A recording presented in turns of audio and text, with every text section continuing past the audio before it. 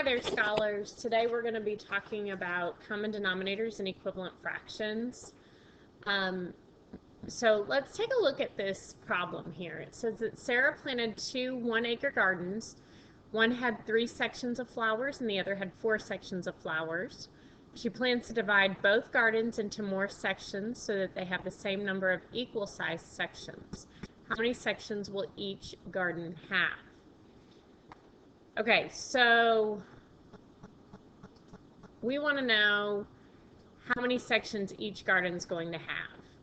We know that one had 3 sections of flowers, and the other had 4 sections of flowers. And that we want them to have the same number of equal size sections. So we can use a common denominator to figure this out.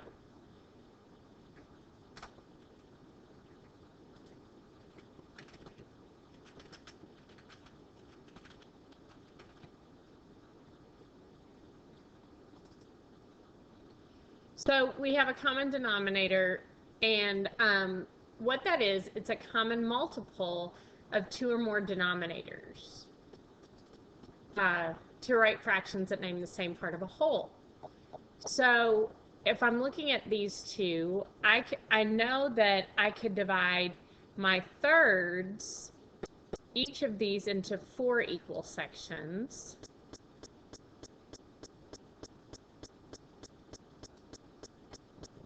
Ooh.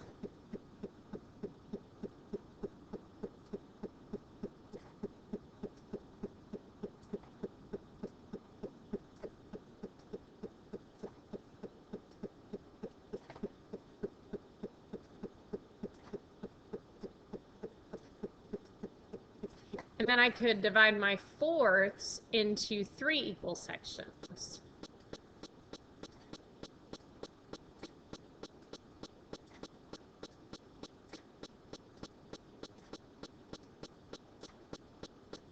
Hoping your lines are a little straighter than mine. So now I have 12 equal sections in each one. So that would be our common denominator. That's how many sections each garden would have, would be 12. So to find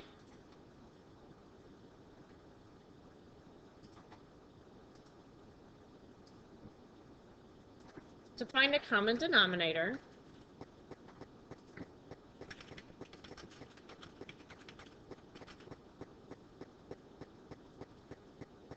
you can, what we just did there is we got 12, and we had one square that had 3 sections and one that had 4 sections, and we found that we could break them into 12 equal sections. So basically what we did is we multiplied those numbers. And so to find a common denominator, you can multiply the denominators.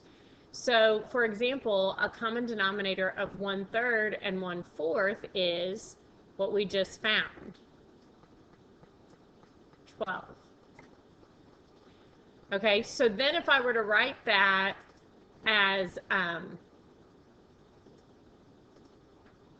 equivalent fractions, if I were to use this common denominator to write equivalent fractions, it would look something like this.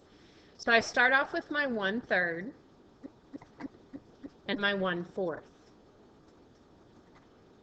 And I multiplied 3 and 4 to find a common denominator of 12. So my denominator for both is 12. Common denominator, it's the same. Okay, and now I've got to make an equivalent fraction, which we talked about last week.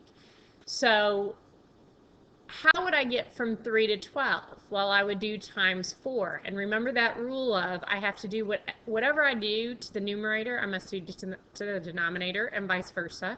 Whatever I do to the denominator, I must do to the numerator.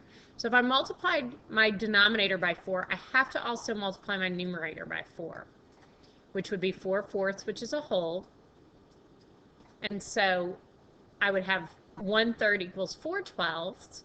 And then over here, to get from 4 to 12, I would do times 3, 1 times 3 is 3. And so I would, 1/4 is equivalent to 3/12. So both gardens we determined have 12 sections.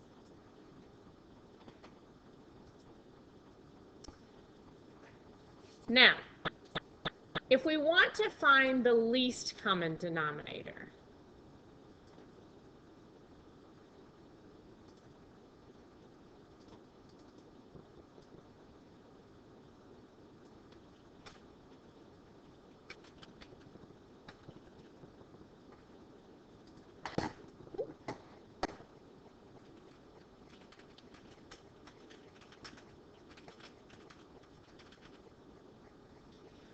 what I do is I list the non-zero multiples of the denominators, so basically all multiples not including 0, and you find the least common.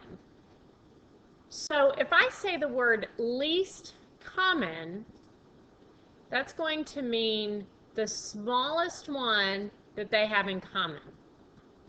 Okay? Now remember, multiples are many, so if I'm finding multiples, I'm listing things that are going to get bigger. It's like skip counting.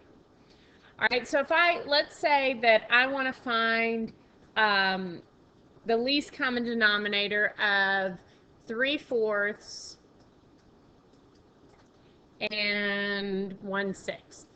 I want to find their least common denominator and make equivalent fractions.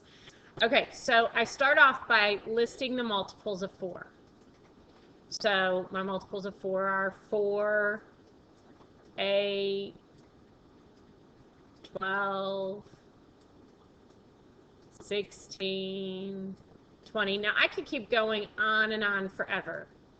My rule is I typically do 5 multiples and for both numbers, and if I haven't found a match, I keep going. But I always start off with 5 for each, and then if I haven't found a match, then I keep going.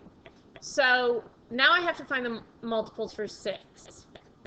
So we have 6, 12, and I can stop because, as you can see, I have a multiple that they have in common, and it's the smallest one they have in common. There's not a smaller number that they have in common as a multiple. So their least common multiple is 12. So now what I do is I use that least common denominator to write equivalent fractions. So 3/4 plus, oh, what am I doing? No. Ignore that part. That's for a little bit later. So I'm finding equivalent fractions with 12 as my new denominator. So I have 1/6. 12 is my new denominator. And so I'm going to make an equivalent fraction. So I ask myself, how do I get from 4 to 12? Well, I multiply times 3. Whatever I do to the denominator, I have to do the same thing to the numerator in order to make it multiplying by a whole. So 3 times 3 is 9.